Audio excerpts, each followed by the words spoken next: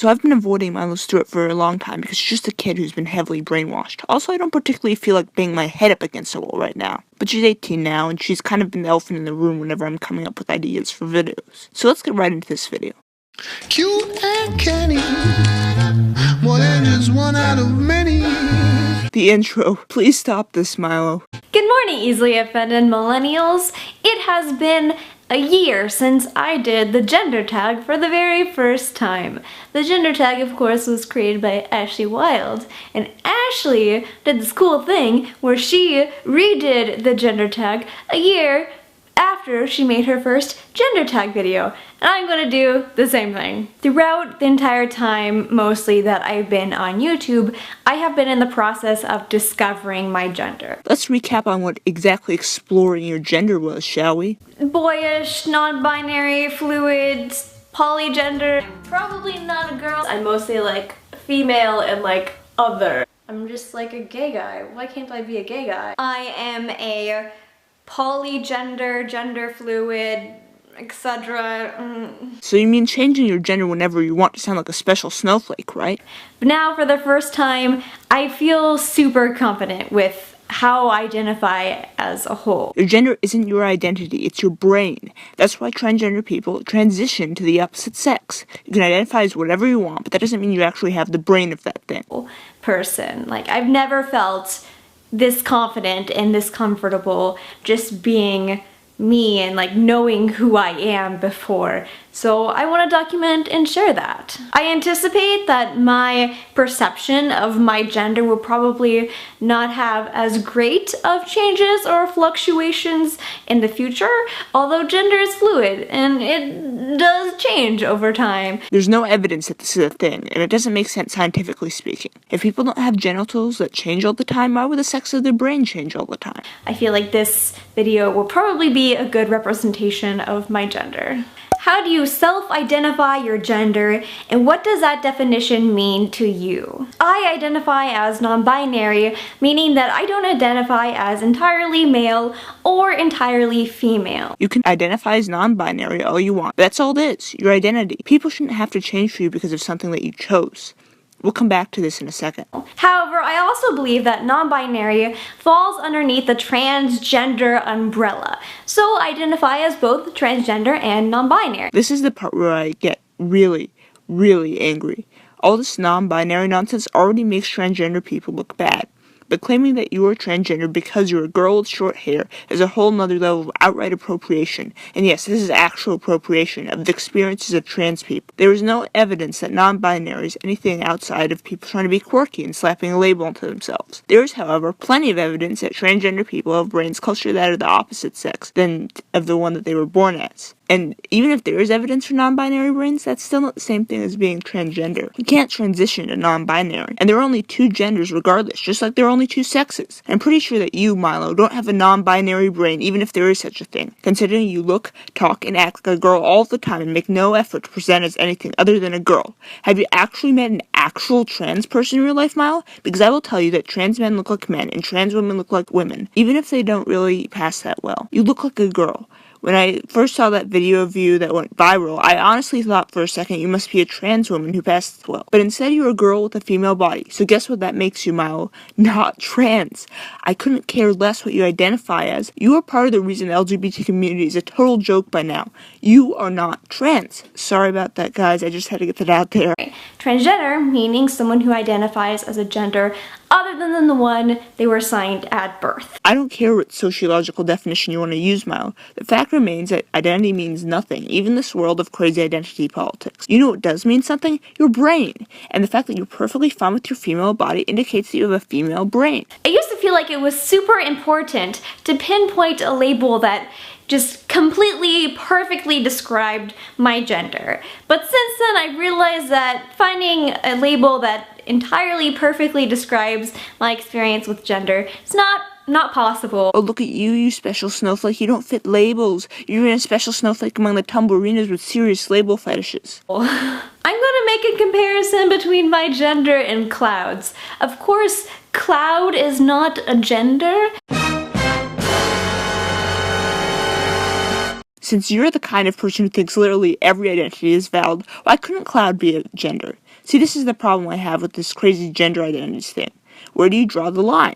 SJWs never make it clear where they draw the line between what is real and what is just crazy tumblerites fighting for attention.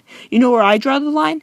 I draw the line at science, and according to science, there are only two genders, and there always will be. And there's no evidence for any of this non-binary stuff. But please just have an open mind while considering this metaphor. Say in this metaphor, I am a cloud, and I am trying to find the perfect way to label the way in which I am an embodiment of being a cloud. So I call myself a gray cloud. But if I were to go and paint what I think a gray cloud looks like, there are infinitely many ways for me to draw what a gray cloud looks like. Maybe it's a day where the sky is mostly sunny except for a few clouds on the horizon. In that example, I would be feeling mostly agender on that day. While some days I might be a booming storm cloud about to burst. So maybe I'm feeling more masculine. Is it just me, or is the way she says masculine the most vile abomination of pronunciation you've ever heard in your life? But I could also be a gray cloud with the sun shining through after it rained, and the sun is just glistening perfectly through the clouds, and there's rays of sunshine shining through me. So on those days, I might be a more feminine gray cloud. None of this makes you trans or a third gender. Feeling more masculine on some days and feeling more feminine on other days makes you normal. And masculine and feminine are not their own separate genders. Male and female are.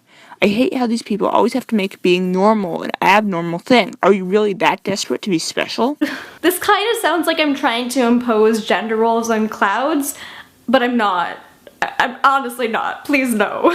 The point is that the label gray cloud would not perfectly describe the way that I am a cloud, just as no label can perfectly explain the way I experience gender. It doesn't matter what term you want to use, Milo. It matters if that term derides trans people, makes them even more of a target for hate than they already are. So I prefer to just use a more broad, sort of sometimes used as an umbrella term to describe myself. What pronouns honor you? If someone asks me what pronouns I use, I tell them he or they pronouns. Why do you prefer two different pronouns? I've never understood this. You do know that mostly people only go by one pronoun, right? Or maybe it's just because you want to sound even more special and get more attention. But in general, I'm comfortable with people referring to me with most pronouns so long as they're respectful and so long as they don't call me she. Well, that's too bad, Milo, because you are a she. Also, what do you mean by most pronouns? You do realize that there are only two that people use to indicate somebody's gender, right? Ideally, at some point in my life, I hope to be comfortable with people calling me she, but right now I'm just not at a point where I can be comfortable with people calling me she, because it feels too closely associated with my birth assigned gender, and it feels like people calling me she would be seeing me as cisgender. You're so transparent, aren't you, Milo? You don't want to be called a she just because then everyone wouldn't see you as a special transgender, otherkin, non-binary snowflake. And what do you mean she is associated with your birth sex? That is literally the pronoun used for your birth sex. You know the real reason trans people don't want to be called the pronoun that refers to their birth sex? Because A, it's inconvenient and weird because of the way they present, and more importantly, B, because it reminds them that they were born in a body that they despised having. But you disregard either of these things. Talk about your choices with body hair. Just like a year ago, I don't really do anything with my body hair. And as for this hair, I like to keep it short and then I don't really style it a whole lot. I just fluff it up and hope it looks cute. TBH. I've never understood why you've been so preoccupied with looking cute, Milo. First of all, you're really ugly, and that's an objective fact. Second of all, I've never, in my life, heard even the most effeminate man in the world say that he wanted to look cute. So tell me how you're trans again? Describe the style of clothing that you most often wear. I typically wear pants or shorts that are marketed towards women and shirts that are marketed towards men, or more androgynous shirts that are labeled as being women's. So in other words, you wear mostly women's clothes and occasionally wear men's clothes? You know who else does that? Almost every woman on the planet. But you know who would never do that unless he were forced to against his will? A trans guy. There's no particular reason why I dress the way I do, it's just how I feel comfortable and how I can find clothing that fits my body well. Talk about cosmetics. I've recently got a little bit more into wearing makeup. I typically wear it while I film videos, although I also wear it sometimes just on a daily basis, just on a normal day. Okay, I can understand wearing concealer when you're filming yourself. Plenty of guys do that, and it doesn't make you look particularly feminine. But here's the thing, if you're actually trans, Milo, and therefore had gender dysphoria, you wouldn't want to look feminine at all because you would be scared that you would be reminded that you had a female body, and therefore you would not wear lipstick and eyeshadow and whatever else you wear in your videos or on a daily basis. The fact that you do is pretty telling. As far as shampoos and deodorant and that stuff goes though, I have been using men's products, just because that is what my mom started buying me after I came out to her and she started being accepting. So I just stuck with it. Now, if you guys don't already know this about Milo, she first came out as a trans boy, then decided that transitioning was not right for her, so she chose to come out as non-binary. That sounds kind of suspicious, doesn't it? There's not really a particular reason. I don't know, it's just cleans my body and keeps me nice. Have you experienced being misgendered? If so, how often? I think it's really hard to talk about being misgendered without specifying exactly how I'm being misgendered. There's a big difference between someone intentionally misgendering me, even though they know what my pronouns are, and someone just seeing me walking around somewhere, not knowing me, and then assuming what pronouns I use, potentially inaccurately. This is the first valid point you've made in your life, Milo. Congratulations. There is a huge difference between someone making a mistake and someone intentionally calling you the wrong pronouns, and as I've recently learned, most SJWs can't tell the difference. And before you accuse me of intentionally calling you the wrong pronouns, while you present as a female, act like a female, have no gender dysphoria when it comes to having a female body, so I'm pretty sure I'm calling you the right pronouns. The first of these is malicious and wanting to cause harm to me. I'm not intentionally trying to cause harm to you, Milo. I'm calling you out on your attention-seeking and lies, but apparently I'm not allowed to do that. And it happens a lot in my comments, and occasionally in real life. If someone misgenders me not even knowing what pronouns I use, I probably won't correct them unless it's someone whom I'm trying to establish a more long-term sort of interaction with. Like if the barista calls me a she, I won't correct them. If my science lab partner calls me a she, I'll kindly ask them to call me by my correct pronouns. That actually sounds perfectly reasonable, Milo. I'm glad at least one part of your critical thinking stayed intact. Do you experience dysphoria? How does that affect you? I do experience dysphoria. However, as I become more androgynous through figuring out what type of hairstyle suits me, through getting new glasses, I got new glasses, I really like them, and through experimenting with clothing, I become more and more comfortable with my gender experience. Okay, so this is another thing that really pisses me off. If you really had dysphoria, Milo, cutting your hair and wearing new clothing wouldn't do anything to resolve it. Only transitioning can resolve gender dysphoria. And the fact that you're saying otherwise is part of the reason some people are against transgender people transitioning. Also, you don't look any more androgynous than you did before. You still look completely feminine. And why would getting new glasses make you look any more androgynous? I'm really not happy with how the trans experience is portrayed in media. Dysphoria is often explained as being caused by wanting to be perceived as a member of the opposite binary sex to the one you were assigned at birth. Though I heavily disagree with the way media glorifies trans people as being some kind of special heroes who should be celebrated simply for being trans and not for their accomplishments, I do have to give them credit for accurately portraying trans people who experience extreme discomfort with their birth sex and therefore transition to the opposite sex. That is the only way to be trans, Milo. I don't care what Lacey Green tells you. That is the only way to be a transsexual. I feel the least dysphoric when I am occupying a completely gender-neutral, androgynous space. What exactly is that even supposed to mean? Are we talking like the Hunger Games? Because those people look pretty androgynous to me. So being extremely feminine would make me dysphoric, and being extremely masculine would make me dysphoric. Can we just focus on this beautiful screenshot for a second? Also, of course, Milo, no one is extremely masculine or extremely feminine. Do you honestly think you have to be super masculine to be a boy or super feminine to be a girl? Because that sounds very, dare I say, binary. I hate how these people always confuse actual gender with gender roles, especially as they claim that clothing has no gender. And if you actually had dysphoria, you wouldn't feel dysphoria from being super masculine since you were born female. You just feel uncomfortable with being super masculine. That's another thing that really makes me angry. These people conflate being uncomfortable with having a real diagnosable medical condition. It's like saying, I feel happy sometimes and sad sometimes, but I don't feel happy all the time, so I must be depressed. Respect me and treat me like you would any other depressed person. So there's not one way to experience dysphoria. I keep screaming this into the void and no one's listening to me. There's no one way to experience dysphoria. The reason no one is listening to you is because you're wrong. That's like saying there's more than one way to experience having lupus. Sure, people can have different levels of dysphoria, but either you are diagnosed with it and get the according treatment for it, provided you can afford it and all of that, or you don't have it. You don't get to say that dysphoria can mean anything you want it to so that you can get oppression points. It's amazing! Cool, so that's where I'm at in my experience in life and with gender. I am becoming more comfortable being me. I just feel good and I'm excited. I'm gonna go to college in like 3 weeks. That's amazing.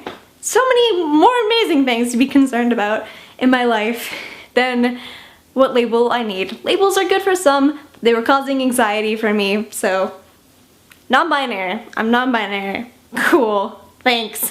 Peace! Oh god, did you hear that? She's going to college. Well, she'll probably get brainwashed even more. But her video was made about 2 months ago, so let's see how she's doing there now. But before we start this video, let's get some love for this title description. How can an asexual person know anything about sex? I think asexual at this point is just the SJW code word for virgin. Also, what the hell's an allosexual or Z-sexual? What just say, what just say, what just say, what? Sounds like more Tumblr terms. It's 2 trains at once. Double penetration? Was that some lame attempt at a sex joke? Wow, you seem pretty eager to talk about sex considering you're asexual, but you're pretty bad at sex jokes, Milo. Cute and canny, more than just one out of many. Oh no, oh no, oh no, no. I take back what I said about your previous intro. Please bring the other one back, Milo, please. I want to give a content warning to this video that it is probably going to include mentions of sexual abuse and sex in general. I can understand why someone might get upset about sexual abuse, but oh my god, it's so triggering when people talk about sex in general. This video is about my experiences with intimacy and my thoughts about intimacy. Wait, this means you've actually had sex, right? As an asexual person and within the asexual community. Oh wait, never mind.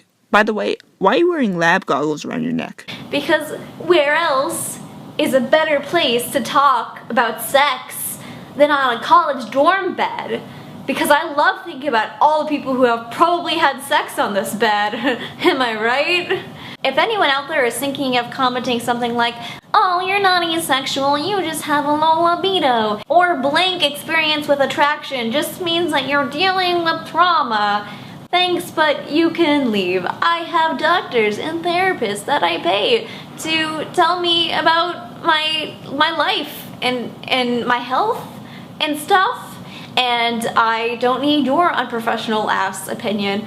Thank you very much. Wait, let me get this straight. You're a college student, and you're able to personally pay therapists? How rich are you? You're not paying those therapists to tell you about your life and health. You're paying them to tell you what you want to hear. Also, if you're so rich, why did you say in that awful trans body positivity video that you didn't want to pay for transition when you were going through college? It's almost like you don't want to actually transition. I'm going to start this video off by going through the list of all the different types of attraction and then talking about which ones I experience and which ones I don't. The first type of attraction on this list is sexual attraction, or attraction that makes people desire sexual contact or shows sexual interest in another person, in parentheses, persons. That I don't experience really any of because I am asexual and usually identify as sex repulsed. So in other words, you have the mentality of a 6-year-old who's like, ew, they're kissing. I had that mentality up until I was 12. Grow up already, Milo. The next type of attraction on this list is romantic attraction, or attraction that makes people desire romantic contact or interaction with another person or persons. I don't entirely know if I experience romantic attraction or not, mostly because I have difficulties separating romantic attraction from platonic attraction. I don't really get how those two things are separate, or at least it's a little bit muddled for me. So in other words, you're socially awkward and can't tell when somebody's flirting with you or not. I feel you, Milo. I'm the same way, but it doesn't make you special. Next, we have aesthetic attraction, which occurs when someone appreciates the appearance or beauty of another person or persons, disconnected from sexual or romantic attraction. That has nothing to do with sexual orientation. Why are you bringing this up? Hell yeah, I have that, because people are beautiful. Sensual attraction, the desire to interact with others in a tactile, non-sexual way, such as through hugging or cuddling. You mean normal people showing their affection towards family or friends? Yeah, that's not even part of your sexual orientation either. Why do these people have to label everything they feel ever? I say heck yes to this one with only the slightest amount of hesitancy, because I personally don't enjoy making out with other people. Kisses that are just a little peck, those are nice and cute, and I love those. I don't get the need to stick my tongue down someone else's throat or in their mouth. That's weird. I don't get how that's enjoyable. Making out is a sexual and romantic, primarily sexual thing to do. So that has nothing to do with what you're talking about, which is being affectionate without being romantic or sexual. I mean, you do you, boo, but that's not for me. Now we have emotional attraction, the desire to get to know someone, often as a result of their personality instead of their physicality. Again, why is this a form of attraction? What does that have to do with anything? Heck yes. Finally, we have intellectual attraction, the desire to engage with another person in an intellectual manner. Again, it's not a form of attraction, you imbecile. That means you like to talk with people about things other than your made-up sexual orientations and genders. I'm gonna bet anything you don't have this attraction. I would say, like, kind of. This isn't really big to me. Called it. Because I could still have the other types of attraction that I experience towards someone, even if we like don't have intellectual conversations. But it's nice to meet someone who you like and who is real smart. The biggest reason why I wanted to talk about intimacy as an asexual person is that it seems like when I tell people that I'm asexual, they then assume that I don't enjoy any forms of intimacy, when in reality the only types of intimacy that I really don't enjoy are sex and making out. But there's lots of other types of intimacy. Lots of other types of intimacy. Platonic intimacy is one of my favorite things, and I love when I can find someone else who wants to be in a QPR, especially another asexual person. So essentially you want to be friends with people, but that's too normal, so you have to call it something else? Whom I can platonically just rub my face all over and nuzzle and caress their body and write smutty fan fiction about. Okay, that sounds genuinely creepy. Who writes erotica about anyone they know in real life, much less their friends? And the media portrays, and people have this understanding that basically all forms of intimacy are either romantic or sexual. Actually, no. People know that you can be close friends with someone and that's not romantic or sexual. You know what they also know? That you don't have to label every feeling you ever have in relation to other people.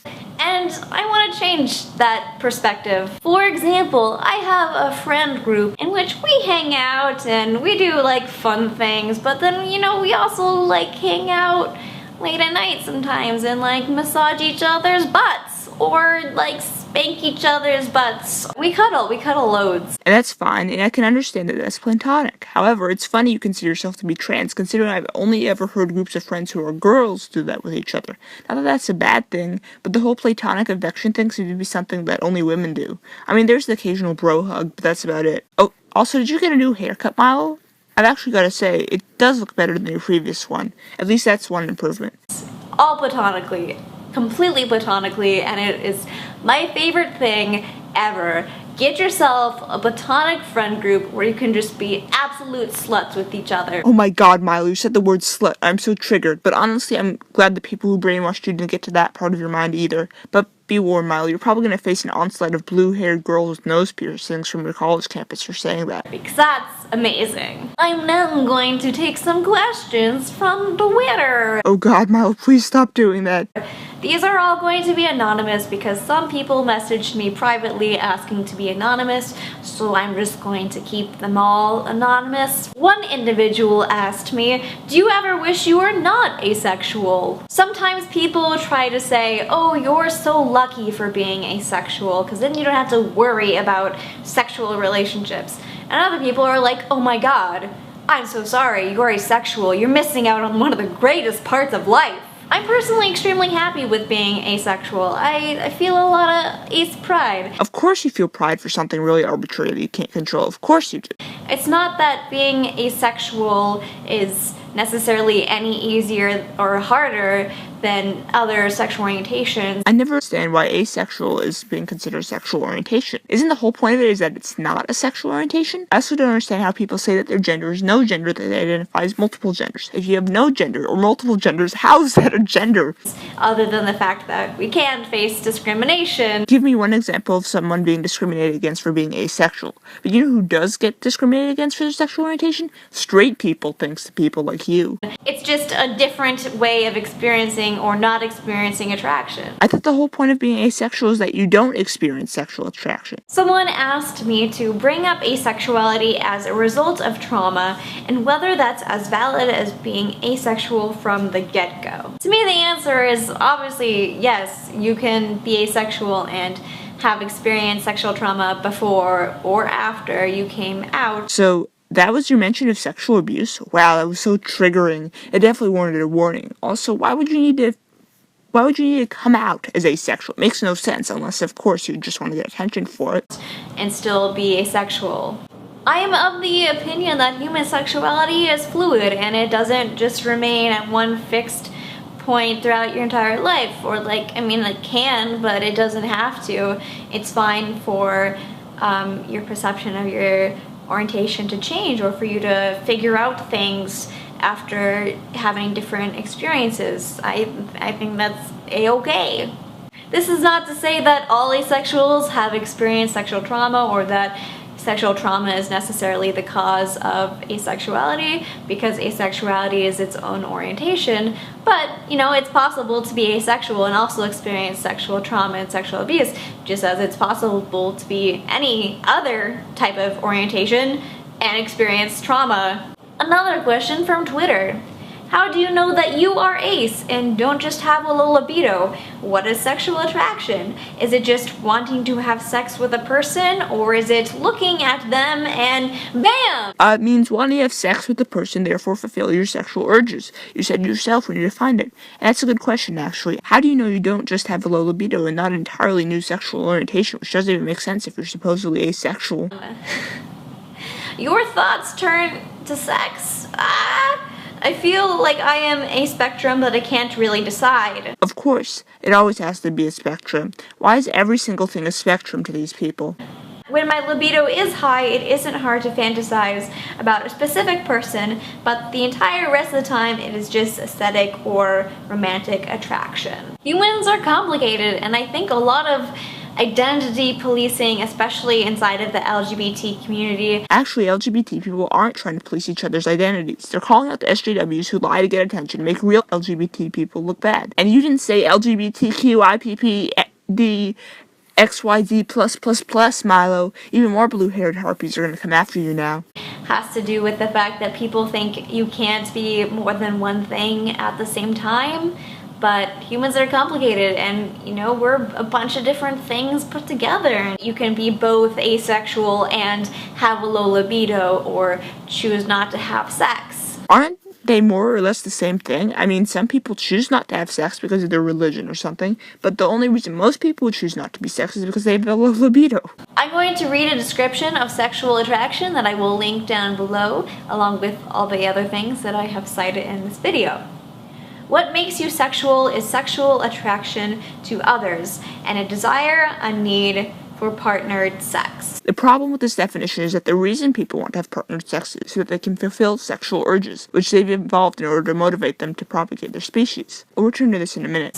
That's what my understanding of sexual attraction is, and feel free to provide your own definition, because I don't experience sexual attraction, so I am obviously not the best at judging how to describe it, because I've not experienced that. It's up to you to figure out how you identify and what identity is correct for you, but I think, you know, you could have fantasies about having sex with a person and still be asexual, or at least on the asexual spectrum. How can you be on a spectrum if you're asexual? I think it's probably likely that I am both asexual and have a low libido, because like I don't masturbate often, or, you know, want to pursue sexual things often, but when I do, like my fantasies or like the porn that I watch or whatever, it never involves partnered sex, because that's something that I'm never interested in. That's more of a turn off than a turn on, because I'm sex repulsed. So you do experience sexual attraction, which means you're not asexual, because you really think about sex, talk about sex like you're doing in this video, masturbate, and watch porn. Even if you do have a low libido, you sound like a normal person with normal sexual feelings to me. And how can you watch porn that doesn't involve people having sex? I thought that was the whole point of it. And I understand being repulsed to having sex, but being repulsed to other people having sex? Come on, Milo, only insecure 12-year-olds ever think like that. A couple people have asked me if I think sex repulsion is a fixed experience, or if you can experience multiple different levels of sex repulsion at different times. I think you most definitely can experience different levels of sex repulsion.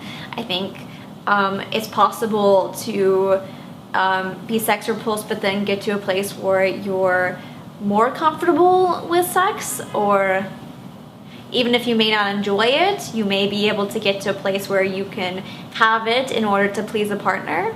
I think it's possible to be a person who has experienced sexual trauma, who is sex repulsed, and has a complicated relationship with their sex repulsion, depending on how they are working on dealing with that sexual trauma. What would be your response to someone who argues asexuality is something you can't be sure of at a young age, i.e. 12 to 18 range? If people make that argument to me in real life, most often I just say, like, why does this matter so much to you? That's not the problem people have with you saying you're asexual. They know that you're just a kid, and that many people don't experience real attraction until they get older. These people are also probably sick of you claiming to be treating special for being asexual, when, like I said, that's not even a sexual orientation.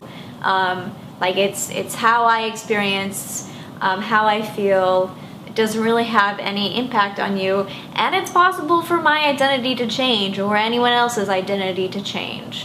Human sexuality is just very, there's no one right way to go about it. Everyone figures out their identity at a different pace, and, you know, that's a-okay.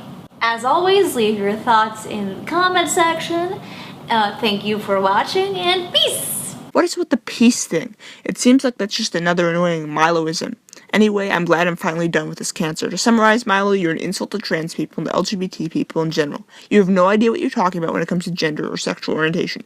So please stop making actual people look bad and make yourself look special. But anyway, I hope you guys enjoyed this video, and thanks for watching. Feel the funk blast!